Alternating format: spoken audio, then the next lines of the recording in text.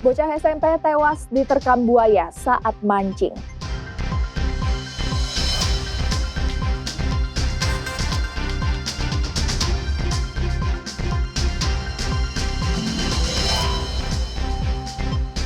Langkah gaib komunitas catur dari bawah jembatan.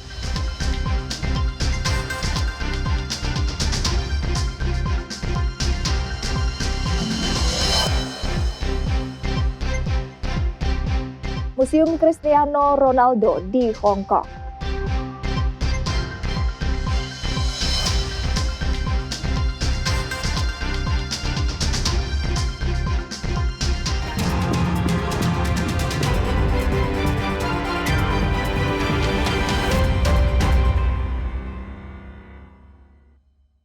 Halo, selamat pagi saudara. Senang kembali berjumpa dengan Anda di Kompas Kalsel hari ini, Jumat 11 Juli 2025. Selain 3 sorotan utama tadi, kami juga memiliki beragam sajian informasi menarik lainnya. Bersama saya Priscilla Nicholas, selama 30 menit ke depan akan menemani pagi hari Anda. Hanya di Kompas TV, independen terpercaya.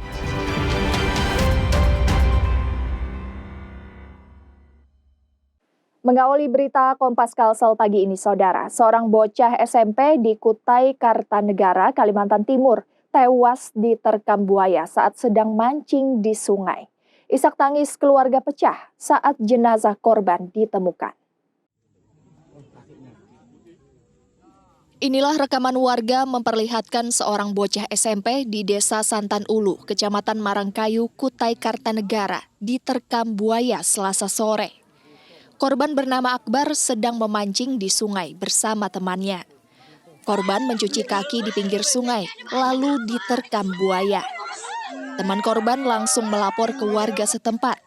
Petugas gabungan dari Damkar Santan Kukar bersama warga akhirnya menemukan jasad korban usai menyisir sungai Selasa malam.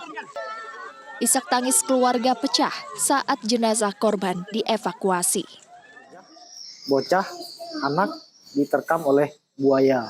Ini pada saat sedang apa Pak bocah ini? Pada saat mancing di pinggir sungai, itu berdua dengan temannya, yaitu dia mencuci kakinya di pinggir sungai. Tren kenakalan remaja kembali marak di Banjarbaru. 2 kelompok remaja nyaris terlibat perkelahian di Jalan Ambulung, Lok Tabat Selatan, Rabu dini hari. Remaja berusia 17 tahun IA ditangkap polisi usai ditemukan membawa senjata tajam jenis parang. Saat diperiksa, IA mengaku janjian bertemu dengan kelompok lain untuk melakukan perkelahian. Namun dicegah warga sekitar. Sementara 1 remaja lainnya asal Kabupaten Banjar hanya dikenai wajib lapor dan dapat pembinaan dari kepolisian. Dari Polres mengamankan, ditetapkan tersangka 1 orang berinisial IA, dari mana anak tersebut berumur 17 tahun. Nah, sekarang sudah diproses, dinaik penyidikan, ditetapkan tersangka. Melihat fenomena ini, Ketua DPRD Kota Banjarbaru mendorong pengawasan anak dari tingkat keluarga semakin ditingkatkan, terlebih bagi anak di bawah umur yang berkegiatan di malam hari. Ya, artinya memang khususnya dari pengawasan di internal, di keluarga sendiri, memang kita himbau harusnya bisa mengontrol kegiatan-kegiatan anak-anak, apalagi kalau sudah di luar jam malam, ini kan sebenarnya harus cukup hati-hati. Pembinaan juga harus dilakukan kepada orang tua agar mengawasi anak saat berkegiatan di malam hari. Nabila Ceva, Kompas TV, Banjarbaru, Kalimantan Selatan. Saudara, di balik lonjakan harga tomat di pasar tradisional, ada cerita perjuangan petani yang tak banyak terdengar. Cuaca ekstrim, mahalnya obat, dan tingginya risiko gagal panen membuat mereka bergantung pada harga yang naik agar tidak merugi.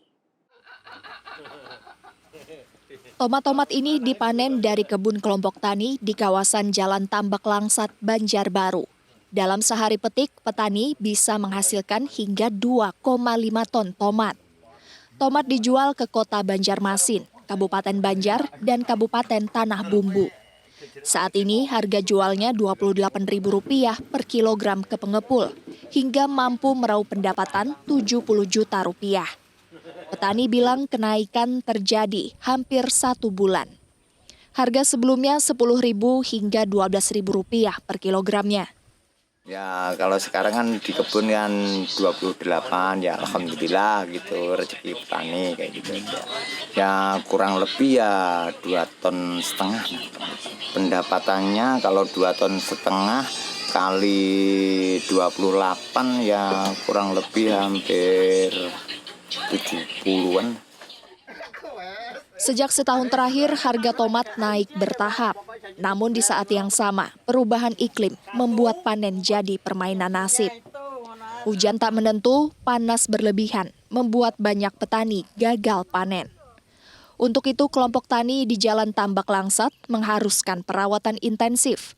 Dalam sepekan, petani bisa menghabiskan hingga Rp1 juta untuk penyemprotan obat agar terhindar dari serangan hama. Kalaunya untuk saat ini harga mahal itu berkah, itu yang diharapkan petani itu harga terus naik. Kenapa terus naik? Karena bukan masalah pupuk ya sebetulnya. Itu klasik, itu cerita klasik. Yang kita jadi kendala petani itu di obat. Harga obat itu nggak ada lagi harga yang murah. Kenapa kok obat ini istilahnya mahal? Bahan aktifnya di negara kita itu SDM-nya entah apanya itu nggak bisa memproduksi itu. Sementara di pasar-pasar tradisional di Banjarmasin dan Kabupaten Banjar, konsumen mulai mengeluhkan mahalnya harga tomat. Tomat yang sebelumnya dijual Rp15.000 naik menjadi Rp35.000 per kilogram, membuat konsumen mengurangi jumlah pembelian. Ya kita sih sebagai konsumennya sedikit juga sih berat ya, karena harusnya yang dibeli itu macamnya banyak, sekarang malah sedikit. Nah mau tidak mau kita harus mengeluarkan kocek yang lebih ya gitu. Sebagai ujung tombak ketahanan pangan, petani berharap kebijakan yang hadir tidak sekadar melindungi konsumen, namun juga memberikan keperluan dasar bagi petani untuk tetap bisa produktif di tengah tekanan cuaca dan biaya. Arpawi, Kompas TV, Banjarbaru, Kalimantan Selatan. Informasi menarik lainnya, Saudara, langkah gaib komunitas catur dari bawah jembatan. Informasinya sesaat lagi.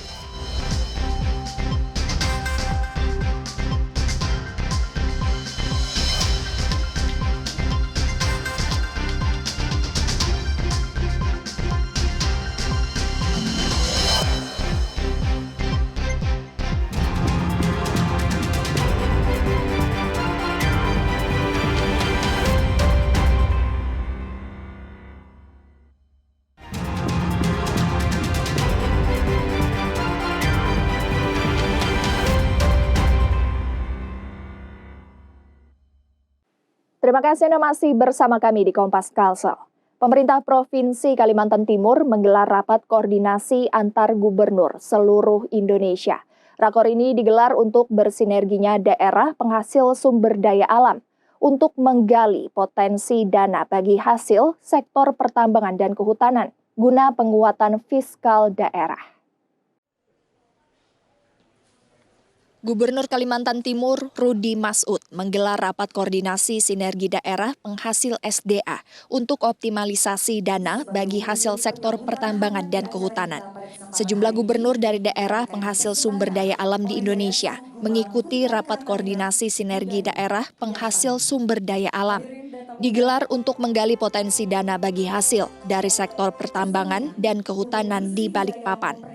Gubernur Rudy Masud bilang sinergi lintas daerah sangat penting guna memperkuat posisi tawar pemerintah daerah. Memperjuangkan hak fiskal dari pengelolaan sumber daya alam yang selama ini belum optimal diterima. Salah satu fokus pembahasan adalah mekanisme penyaluran dana bagi hasil yang dinilai belum transparan dan belum sepenuhnya mencerminkan kontribusi daerah.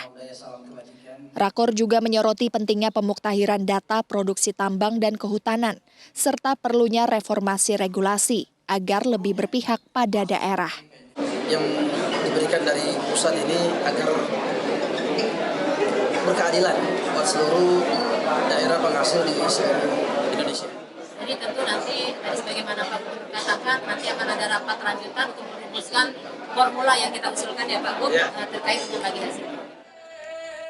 Rapat ini ditutup dengan penandatanganan komitmen bersama untuk memperjuangkan peningkatan dana bagi hasil sektor pertambangan dan kehutanan guna mendorong pembangunan dan kesejahteraan masyarakat di daerah penghasil. Iskandar Amir, Kompas TV, Balikpapan, Kalimantan Timur.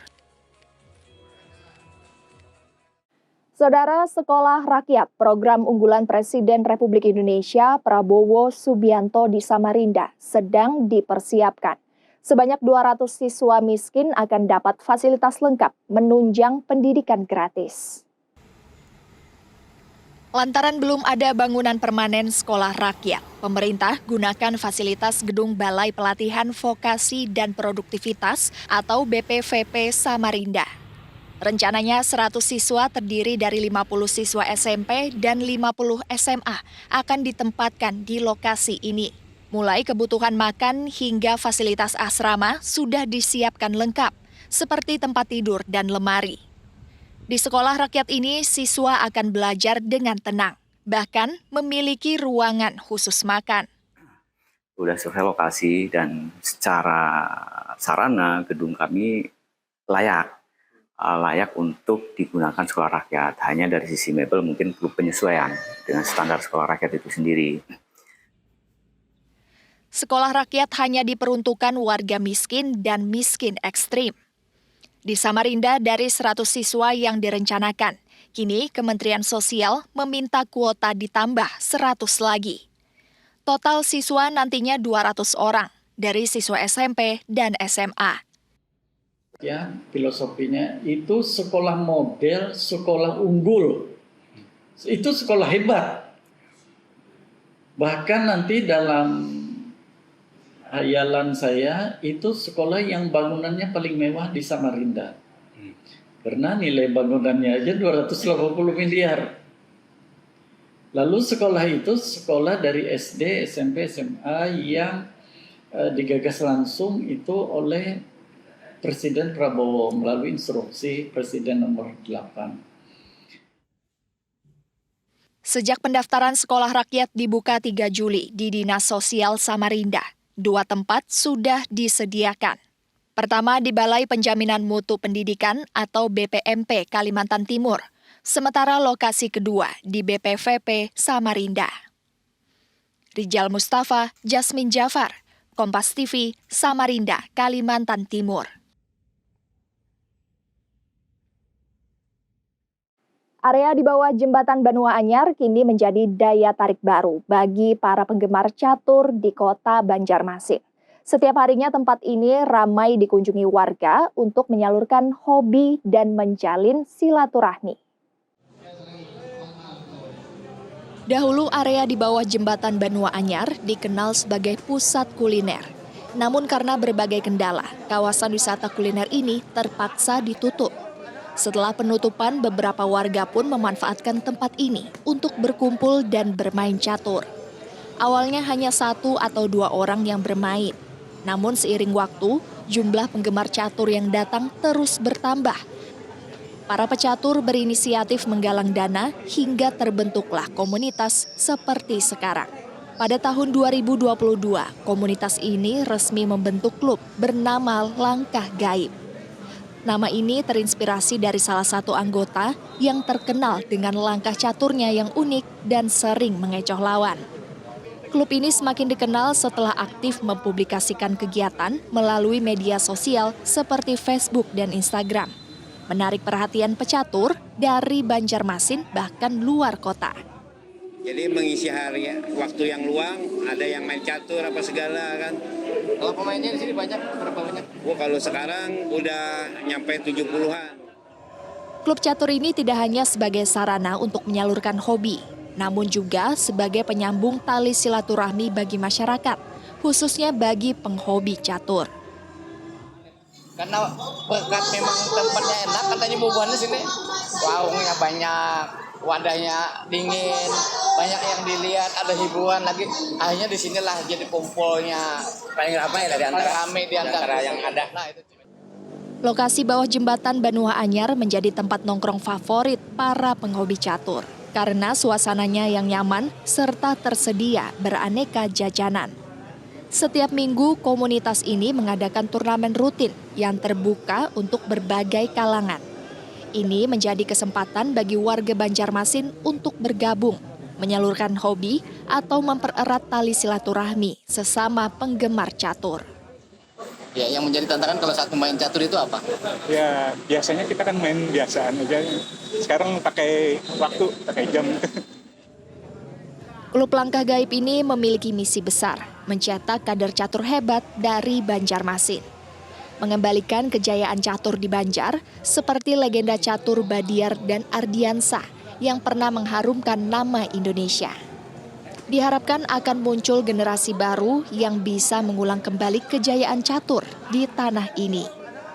Naufal Rafif, Kompas TV, Banjarmasin, Kalimantan Selatan.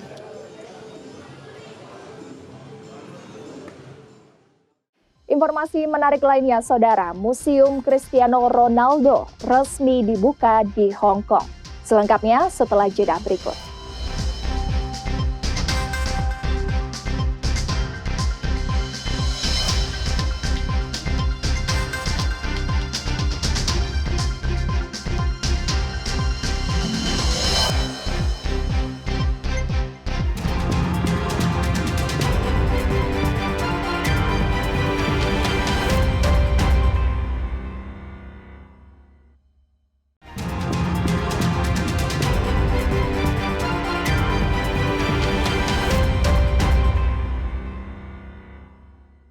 Menjawab kebutuhan layanan kesehatan masyarakat di Banjarbaru, Rumah Sakit Bayangkara mulai dibangun di Jalan Ahmad Yani, kilometer 35. Perluas akses layanan kesehatan, pembangunan Rumah Sakit Bayangkara Banjarbaru dimulai. Pembangunan rumah sakit ini dinilai menjadi keperluan mendesak seiring pemindahan pusat pemerintahan Provinsi Kalimantan Selatan ke Banjarbaru, termasuk Mapolda Kalimantan Selatan. Rencananya Rumah Sakit Bayangkara Banjarbaru akan memiliki bangunan 5 lantai. Ditargetkan rampung pada Desember 2025. Rumah Sakit Bayangkara ini kita bangun di Banjarbaru karena ini desakan kebutuhan saat ini. Di mana tadi disebutkan bahwa ibu kota provinsi itu sudah pindah di Banjarbaru dan Mapolda juga sudah ada pindah di Banjarbaru. Pembangunan dimulai sebagai rumah sakit tipe D, namun akan ditingkatkan secara bertahap, menyesuaikan kebutuhan dan animo masyarakat. Dan target ke depan insya Allah setiap rumah sakit Bayangkara yang ada di wilayah provinsi atau di Polda itu sesuai dengan arahan dan petunjuk Bapak Kapolri untuk naik menjadi tingkat 2 atau tipe B. Sehingga pelayanan bagi anggota Polri dan masyarakat akan lebih optimal. Kedepan Rumah Sakit Bayangkara akan terus ditingkatkan sesuai target nasional, yaitu menjadi rumah sakit tipe B yang bisa memberikan pelayanan kesehatan dengan sistem terpadu dari hulu ke hilir. Nabila Ceva, Kompas TV, Banjarbaru, Kalimantan Selatan. Dari semifinal Piala Dunia Antar Klub 2025, Chelsea memastikan diri melangkah ke final. Jumpa wakil Brasil Fluminense, brace yang dipersembahkan pemain baru mereka, Joao Pedro, membawa The Blues melenggang ke partai puncak. Chelsea tampil tahun 2022. Sejumlah tim Eropa terus berupaya memperkuat barisan skuadnya untuk menatap musim baru di bursa transfer musim panas. Bahkan tak jarang beberapa tim memperebutkan satu pemain yang sama. Siapa dan tim mana saja? Ini dia. Bayern Munchen mencoba untuk masuk dalam perburuan penyerang Chelsea, Christopher Nkunku. Laskar Bavaria berkompetisi dengan Inter Milan yang sebelumnya juga menyatakan minatnya kepada talenta Prancis. Inter dikabarkan ingin memboyong pemain 27 tahun, 23. Bayern Munchen kini masuk dalam perburuan Nkunku. Sebelumnya, Laskar Bavaria sempat dikaitkan dengan Kunku pada bursa transfer Januari. Dan kini Munson akan berusaha mendapatkan Kunku setelah Jamal Musiala menderita cedera dan naik meja perawatan cukup lama. Tak hanya Kunku, Bayern Munchen juga berminat untuk mendaratkan bintang Liverpool Luis Diaz ke Allianz Arena. Saudara, Museum Cristiano Ronaldo bernama CR7 Life resmi dibuka di Hong Kong. Museum ini menampilkan perjalanan karir Ronaldo dari muda hingga menjadi bintang. Museum CR7 Life seluas 12.000 meter persegi menampilkan lebih dari 40 benda bersejarah milik Cristiano Ronaldo, mulai dari trofi hingga memorabilia. Datang ke museum ini, pengunjung diharapkan dapat menghidupkan kembali momen-momen penting dalam karir Ronaldo dari masa awal di Madeira hingga masa kejayaan bersama Manchester United, Real Madrid, Juventus, Al Nassr, dan timnas Portugal. Untuk mendapatkan pengalaman ini, pengunjung harus membayar tiket masuk seharga mulai dari yang standar $24,45 Amerika Serikat atau sekitar Rp397.000 hingga VIP Platinum seharga $320 Amerika Serikat atau setara 5,2 juta rupiah. 就是我觉得他就是不管外界的言论，都永远都是只做自己的那一份勇敢，就是不顾外界的流言吧。就觉得自己也。 Pameran ini diharapkan dapat menarik jutaan pengunjung dalam setahun demi memperkuat status Hong Kong sebagai salah satu destinasi pariwisata kelas dunia untuk wisata olahraga dan budaya. When we are talking about Cristiano, that is the most powerful brand in the world. We choose Hong Kong to fit. So a strong brand as a city, a biggest brand in the world as Cristiano, I think it's the perfect match. Of course, we have a huge community in Asia. The fans of Cristiano in Asia are amazing and they are very, very, very big. So we believe that is the right place to start this journey. Selain pariwisata, museum ini juga bertujuan menginspirasi kaum muda agar dapat hidup disiplin seperti yang dilakukan Cristiano Ronaldo. Saudara, rangkaian informasi tadi sekaligus mengakhiri perjumpaan kita di Kompas Kalsel hari ini. Saya Priscilla Nicola beserta kru yang bertugas mengucapkan terima kasih atas kebersamaan Anda. Selalu saksikan beragam sajian informasi terkini dan teraktual lainnya hanya di Kompas TV, independen terpercaya. Sampai jumpa.